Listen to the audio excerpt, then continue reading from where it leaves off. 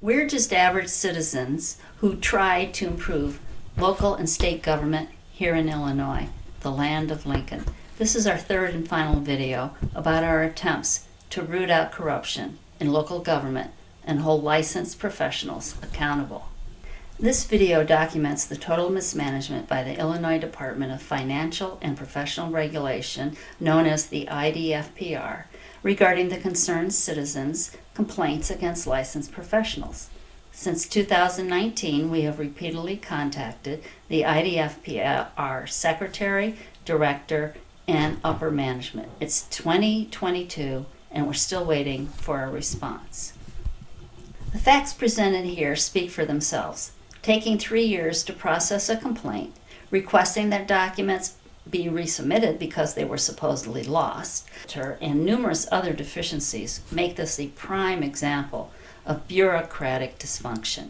The IDFPR management team, the secretary, and directors are political appointments doled out by the political party in power, currently Governor Pritzker and the Democrats. One would think the governor's minions would actually want to ensure the IDFPR bureaucracy manages complaints against licensees in a thorough, timely, and efficient manner.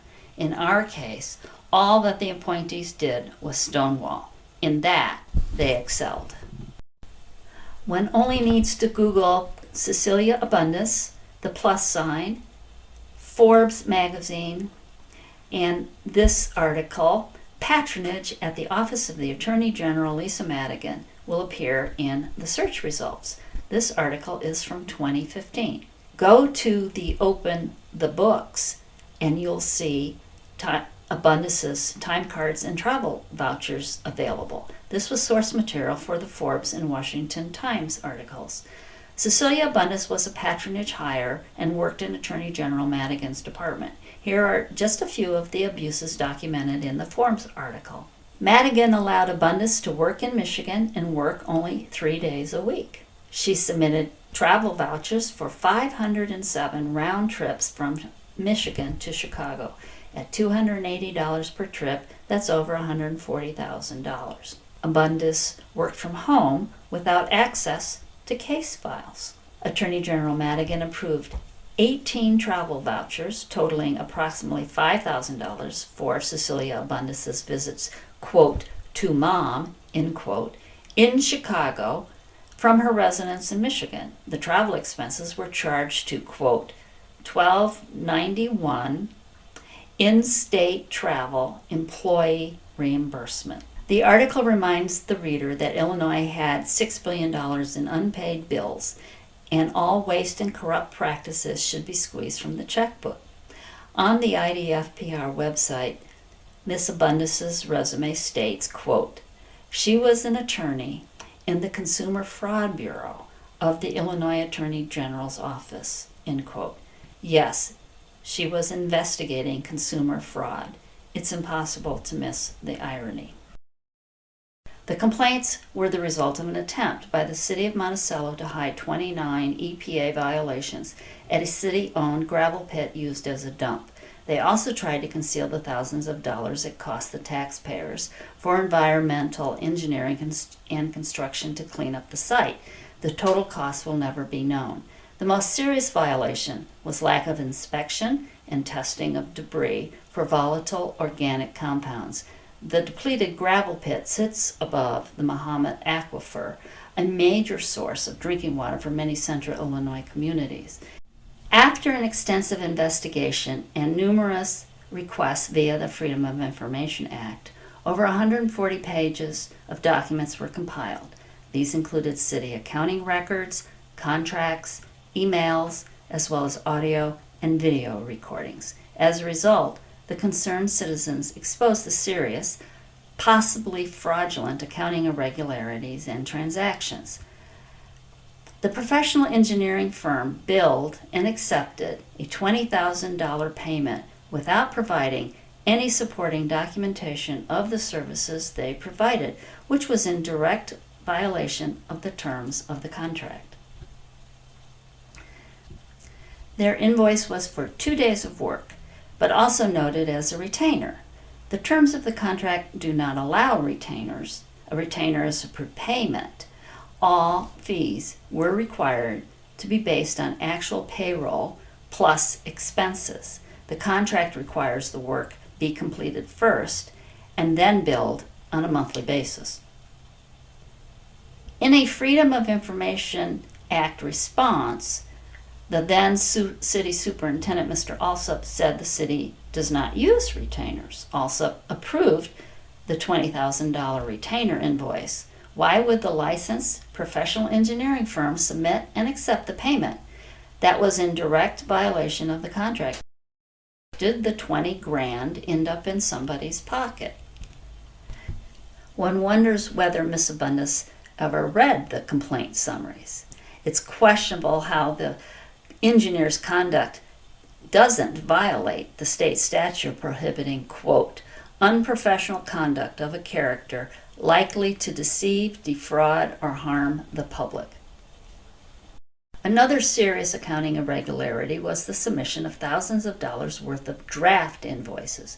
The engineering firm never submitted any final invoices. Draft invoices did not appear in the city accounting software, thus they're off the books. The draft invoices do not appear in the claims reports that are reviewed and approved by the city council. After the citizens questioned the city about these draft invoices, a mysterious credit appeared. This credit was for over $34,000, yet never entered into the city's accounting software. And there was no formal agreement signed by both parties. The rationale for this credit wasn't substantiated by the fact. The auditor did not document these serious irregularities in his annual audit or bring it to the attention of elected officials or the public. Without their complicity and turning a blind eye, the city's cover-up schemes would have never occurred. What did the taxpayers get for their $20,000? Payments of draft invoices, payments that violated the terms of the vendor contracts, and unsubstantiated credits all created an environment where misappropriation of funds and fraud can occur. The concerned citizens obtained an audio recording of the illegal closed session of a city council meeting. The following audio was recorded at that illegal meeting. The first voice is then Alderman Mitz.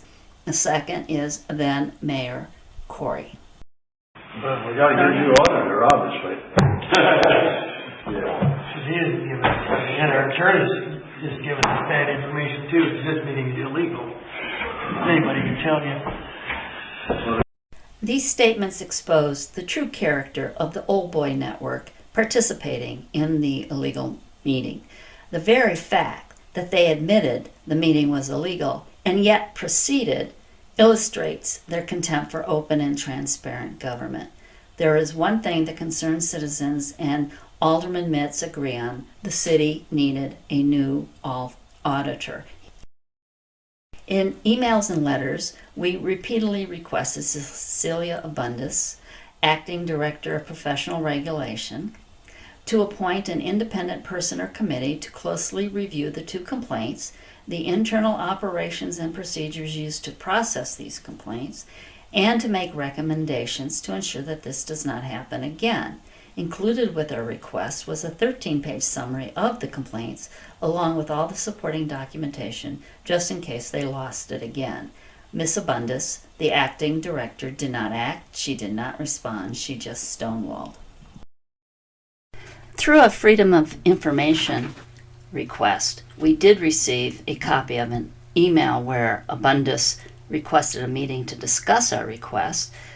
This email was sent to Deborah Hagan, then Secretary of the IDFPR, Hunter Wiggins, General Counsel, Paul Isaac, Senior Advisor to the Secretary. The concerned citizens sent all participants their own copy via email and certified mail. It's interesting to note that their combined salaries are well over $500,000.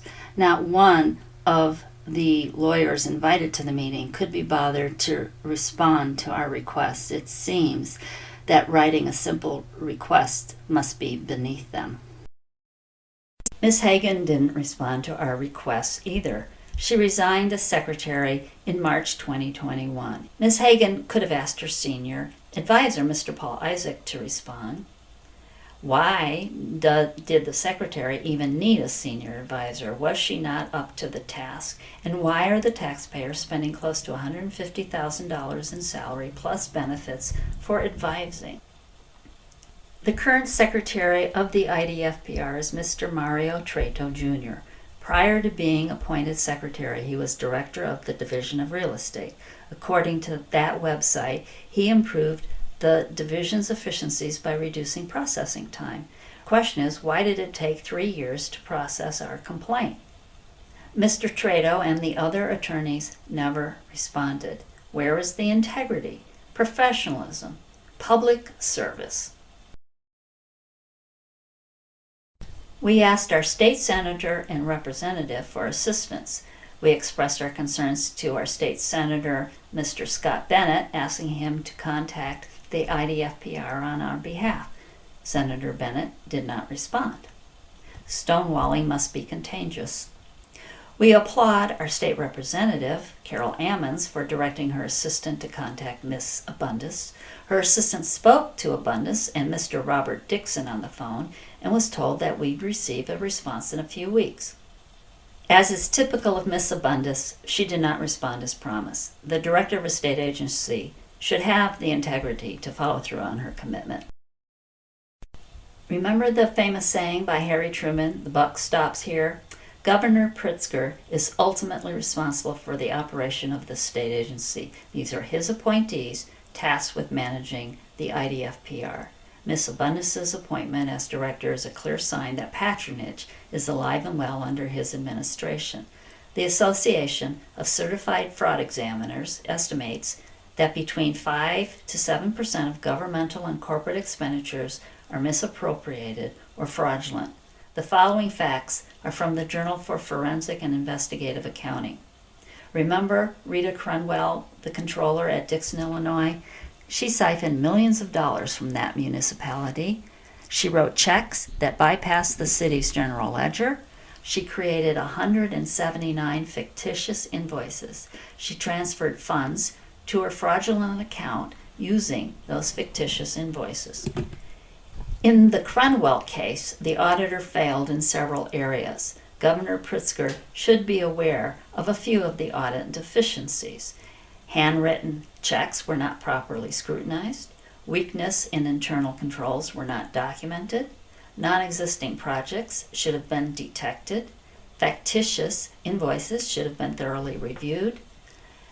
These invoices had some obvious signs of forgery.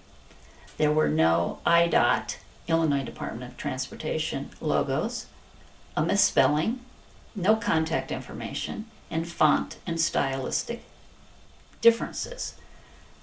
The comparison to Dixon is to highlight the importance of holding licensees to high standards. The concerned citizens exposed and documented numerous accounting irregularities.